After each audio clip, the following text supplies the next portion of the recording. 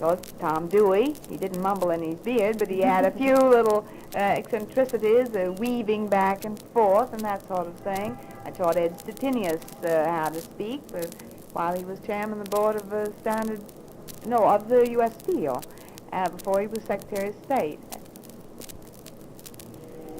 I tell you, this woman has quite a job, and she's quite a gal, and looks like the cover of Harper's Bazaar. And I want to continue this interview with Miss Helen Sioussat on another day. She's promised me a longer interview. She's just too good material to turn loose. Thank you, Miss Sioussat. It's such a pleasure being with you.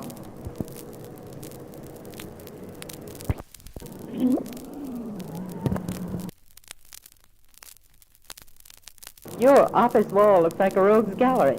Well, it's very nice of you to say that. I think the Gal with the Gallery was one of the nicest titles I had. And I think I showed you the article with these pictures. And why I love my pictures all around the walls is because they have been sent to me by friends.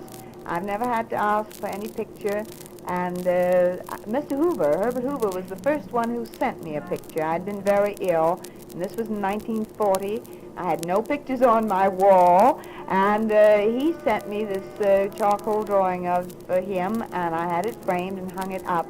And people would come in. I think Wendell Wilkie was the next one who came in, and he said, you never asked me for my picture. I said, no, I never asked him either. He said, oh, I get it. The next day, he sent me his. I wish you could see the pictures on these walls. I know you have scheduled talks with all of them. Yes, I think looking around, all of them, but they're all... Douglas Fairbanks. Yes, there's Douglas Fairbanks, and over there is Douglas Fairbanks with Elsa Maxwell on a program she had, television program. See LaGuardia. Oh, that was a very amusing situation. Yes, I'm talking and he isn't, and that was the first time such a thing had ever happened. He listened. It is unusual. Yeah. They said he charmed the microphone like a snake. He was wonderful, yes, indeed. He was a very great person. See Margaret Truman. Yes, that's a nice picture of her, too, and that's a rather good picture of President Truman, don't you think? How about royalty? Have you had any royalty on the air? Yes, I have. I had Queen Elizabeth, the Queen Mother, and... When did you have her? Well, when she and King George were over here for the World's Fair. I had both of them, and I've had the king up until his death every Christmas for a Christmas message. And I had the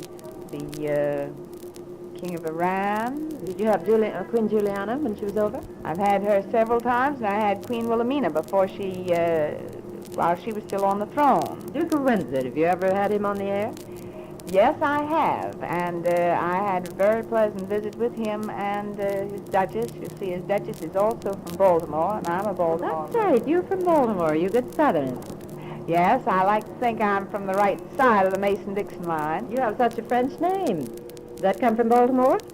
No, it came from Paris. In fact, Jean-Pierre Sioussat brought us over here to Washington. That's where the Soussats landed first, and very amusing story because he ran away from home, and the famous Duke de Talleyrand helped him to come to this country because he didn't want to be a priest.